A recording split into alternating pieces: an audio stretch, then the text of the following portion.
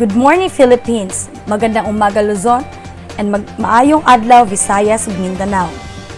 Akong inyong alagad sa balita, Athalia Saniel. Ulo sa mga nagbagang balita. Sa local news, Cagayanon, dismayada sa pagwala-wala sa kuryente sa Dakbayan. National news, Presidente Marcos nagmando sa DMW ug OWA sa pagresponda ug pagpangita sa mga Pilipino sa Israel. International news, mga kanasuran na kurat human sa mga atake laban Israel. Weather, Pag-asa nagmonitor og 3 ka mga sistema sa panahon gawa sa PAR. Sa latest sports, Gilas Pilipinas kampiyon sa Asian Games sa Hangzhou, China. Health, nakalingkawas na ba ang nasod sa COVID-19? Nalang ko'y trivia, nakabalo ba ka Cagayanon sa history sa Maharlika Bridge o ang Marcos Bridge? Padayon sa pagpamati sa mga uluhan sa balita dinhilang sa Pinoy Rob News Channel.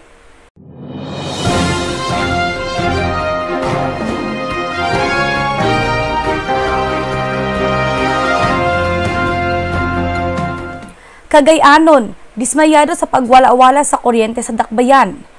Mga residente sa syudad dismayado sa social media sa pagwala-wala sa kuryente Sabado, Oktubre 7. Matod sa balita sa Sipalco, ang electric provider sa syudad sa ubang bahin sa Cagayan de Oro nakasinati og 4 ka beses kapag kawala sa kuryente. Usa ka Facebook user nag-ingon nga nagkadugay ang Sipalco nagkaway pulos kay tungod sa permenteng pagkawala sa kuryente nga walay abiso. Pero nagpost og abiso ang Sipalco niaging 2 ka adlaw sa pag-abiso sa katawhan sa pagkaputo sa kuryente gikan sa Oktubre 7 padung 8 sa mga lugar sa Dakbayan sumala sa Patag, Bulwa, Bonbon ug Bayabas. Gikan sa alas 6 sa buntag hantud sa alas 9 sa buntag ug alas 5:30 sa buntag hantud sa alas 6 sa buntag sa Domingo. Ang pagkawala sa kuryente sa Dakbayan gikan sa mando sa National Grid Corp of the Philippines o NGCP aron sa pagmintinar sa Opol, Cagayan de Oro 69 kV line atong Oktubre 1. Nangayo og pasaylo ang Sipalco mahitungod sa issue. Naghimo na sad silang investigasyon sa uban pang rason sa pagkawala sa kuryente sa syudad.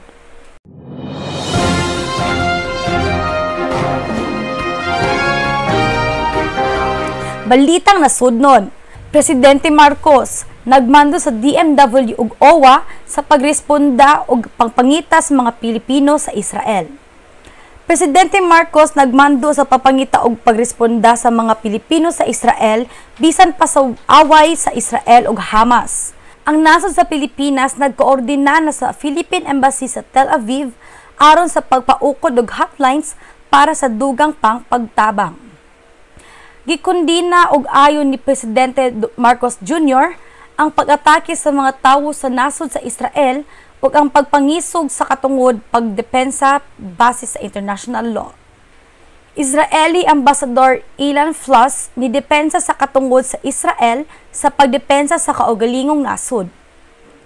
Migrant Workers Secretary Hans Leo Kakdak ni kumpirma sa pagpangita sa mga OFW sa nasod labi na duol sa Gaza Strip, ang sentro militar sa mga Palestinian. Aduna nay nasuta nga 250 casualties, 1,600 injuries ug 100 Israeli nga nakidnap. Wala pagkumpirmasyon kung adunay Pilipino nga naapil. Aduna nay mga kahilakon sa pagtabang sa mga stranded na mga Pilipino sa nasod pareho sa commercial flights bisan pa sa gubat. Ipadayon nato ang balita mahitungod sa gubat sa Israel. Mga kanasuran nakurat human sa mga atake laban sa Israel. Gikundina karon sa mga tagsa-tagsang kanasuran ang mga pag-atake sa nasod Israel sa mga Palestinian. Niabot na sa halos 600 ka kinabuhi na ang nangamatay. Nagsumiti og deklarasyon ang ubang nasod sa pagkahusay sa kagubot human nisukol ang Israel gamit ang airstrike og mikuhag lapos 370 ka kinabuhi. Klase-klase reaksyon ang gipagawa sa mga nasod mahitungod sa gubat sa Israeli-Palestinian. Ang mga nasod sa Amerika ug Ukraine nagpakitag suporta sa Israel. Ang mga nasod sa Iran ug Yemen nipakitag suporta sa Palestinian. Mga nasod sama sa EU, Saudi Arabia, UN, Brazil, kauban na Pilipinas mikondena og nagpahayag og mensahe nga tapusod na ang away o magpasakag peace declaration. Atong padayunon sa pagbalita mahitungod sa gubad sa mosunod nga adlaw.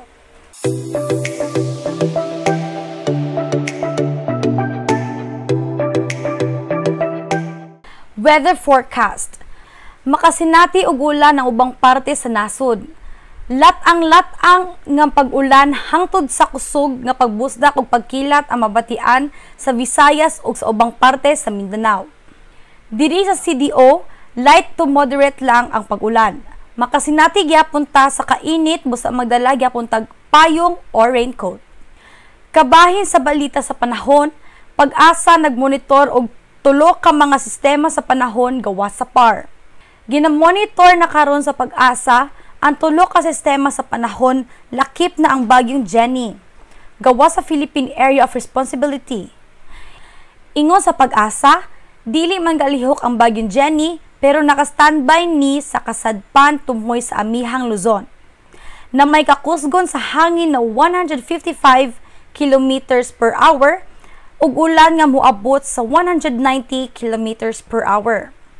Makasinati ang ubang parte sa nasod og light to moderate winds o slight to moderate seas. Mauna ang atong balita sa panahon.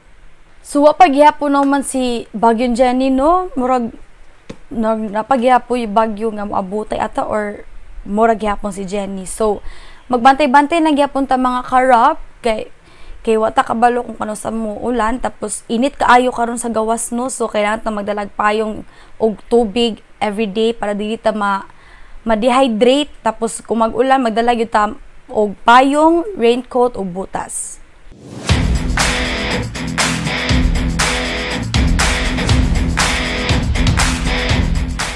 Gilas Pilipinas nidawat sa ilang unang gintong medalya sukad 1962 kalaban ang Jordan.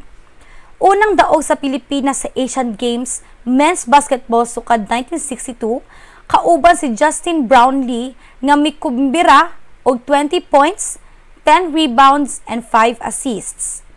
Intense ang nahitabong dula laban Jordan, pero mipasutoy og shoot ang Team Pinas sa third quarter sa dula. Suportado sa mga tawo sa venue ang Team Jordan pero nihilom kini pagkakuha og daog sa Pilipinas. Ang historical win sa Pinas ang niputo sa 61 katuig nga drought sa Asian Games. Mipahayag si Brownlee nga ang ilang kadaugan kay para sa ilang nasod ug nagpasalamat po siya sa iyang mga kauban nga nipakita og dedikasyon para makuha nila ang gold medal. Laban Pilipinas, puso! Quick news lang mga karab, mahitungod sa gubat sa Israel ug Palestine, Amerika nagpadala og carrier strike group sa Israel ug sugdan ang pagpahatag og mga gamit paggubat karong adlaw. Ang COVID-19 usa ka sakit nga nibag-o sa tagsa-tagsang mga kinabuhi sa tawo sa tibuok kalibutan. Ug karon nga milabay lang ang 3 ka tuig gikan resulta sa sakit, kamusta naman ang Pilipinas?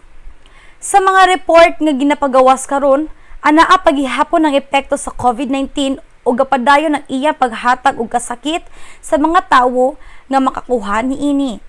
Biskan giluwagan na karon ang mga protocols labi na sa pagsuot og face mask, anaa paghihapon nakatukod ang mga isolation sites, vaccination para sa booster shots o uban pa mga aktibidades kontra COVID.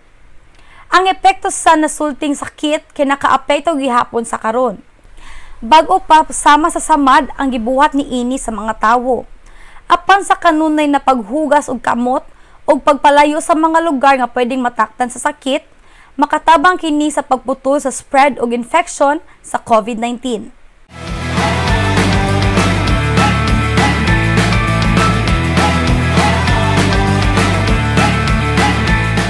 Ang Maharlika Bridge o ang mas giilang Marcos Bridge kay gipangalan human sa President Marcos. Pero pagkahuman sa EDSA Revolution, tanang mga struktura nga gipangalan kang Marcos gipangalisdan. Ang Marcos Sports Center nahimong Pelaay Sports Center ug ang nasultihang tulay. Bisan karon nagpabilin ang Cagayanon nga tawagon kining Marcos Bridge.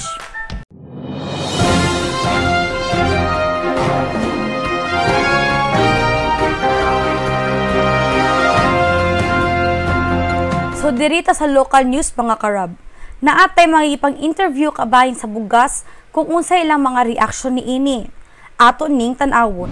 So mga karab, naata karon diri sa NHA no, and magkuan ta diri sa tindahan, mangutana tan isa ka auntie kung unsay kuan sa atong bugas karon. Hi te. Hi, good morning. Unsay name nimo te? Ako si Delia Rojas. Pila na ka years ga pamaligya te? 10 years. 10 years.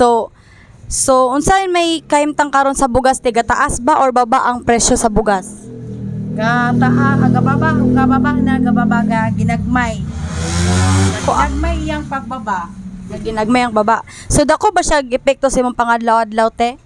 Dako gid siya pero kuan man kanang gamiton man gud sa tao permente so maka dugang-dugang ra siya og kanang kita kung baga mas maayo man tong gagmay ra imong paginansya kay paspas ang rolling sa kwarta.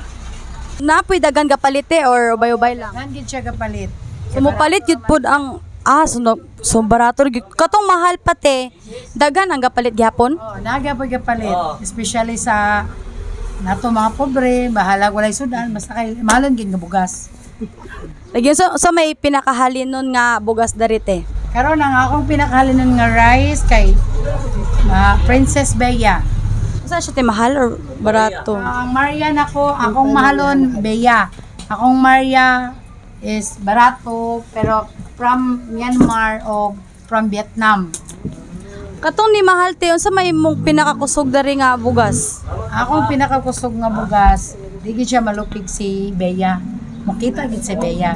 Tapos si Myanmar karon bag-o mukita gid siya. Sa una sa napatong Mangkaloy mukita gyapon ko ato. Pagkagmay ra ang paginansya at less ang tao. Kumbaga buhi-buhi lang siya. Sige, salamat kayo te sa imong pag-participate. Salamat. Mga karab, mag-interview ta og kuan no kanang isa ka kuan lang para mamalitay sa bugas para makuan niya unsay pananaw niya sa kuan sa pagtaas ug baba sa presyo. Hi te, si mong ngalan? Adeline Marapaw. Marapaw? So kanang katong nagtaas ang presyo sa bugas te unsay panlantaw nimo ato? Ang piot gid kaayo. Murag kuan kay ba? Lisod kay tanan. May ako labandira man ko sa man budget ra sa akong pagkuan bitaw. Amo gud mamahaw na lang ko panra. Mamainit na lang ko, budget na lang nako. Udto panihapon, may grabe ka pitos gyud. Ang ako lang unta mo ubos lang ang presyo sa bugas ba. Ang ako lang may para makuan bito ang mga tao bito dili kay lisod mong mayahay balisod kay karon. So unsa pud nga bugas imong ginapalit usually te? Ang ako ani asay nang Princess Bea anak man jud may ganahan sa akong bana jud may lami man kay kanon ba mas gina bulad ginamos ang sudan lami man ka istanan may ang ako jud ang ako lang unta kung nabitay mo kuan karon bitaw mo kadagan bitaw ipakuan ipaubos lang unta ang bugas bitaw ang ato lang maulis kay jud lisod as it sa ako lang sa akong opinion bitaw lisod gid kaayo ang bugas dit karon may ang bugas importante man kay sa mga tao may bahala way sudan makaon gid mo basta na lang kay pundo bugas diba lisod kaayo Sir, pila ka kilo pud imong ginapalit eh? asay 5 asay 1 pero karon kinilo na lang ko karon may budget may minama ko estudyante gud nga gamay ba nga grade 4 na budget na driver sikad akong bana na asahay budget lagi sudan pangkuan pang bugas eskwela pa snack pa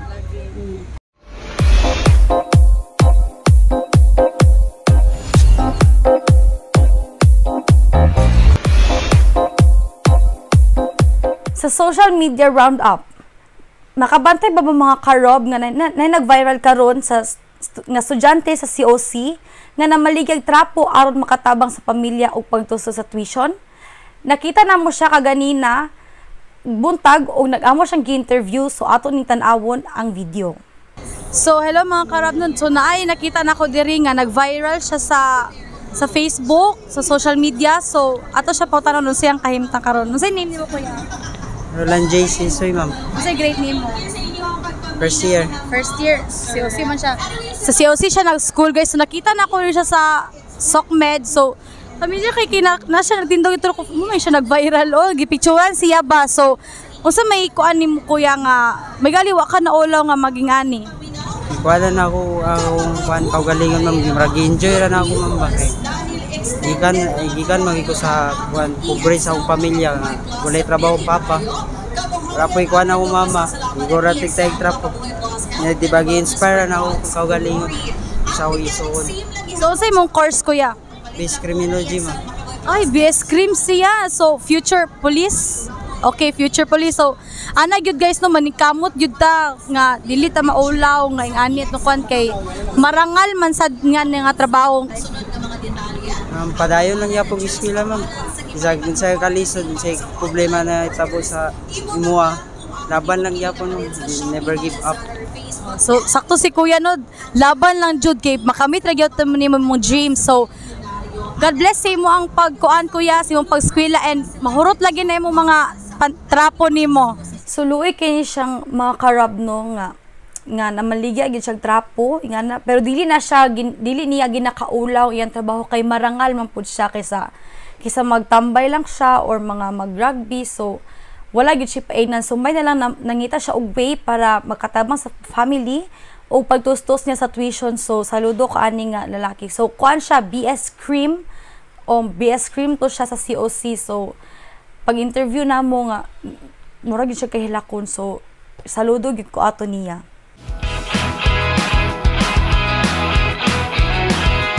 Ug sa Christmas countdown mga karob, aduna na lang tay 77 days before Christmas.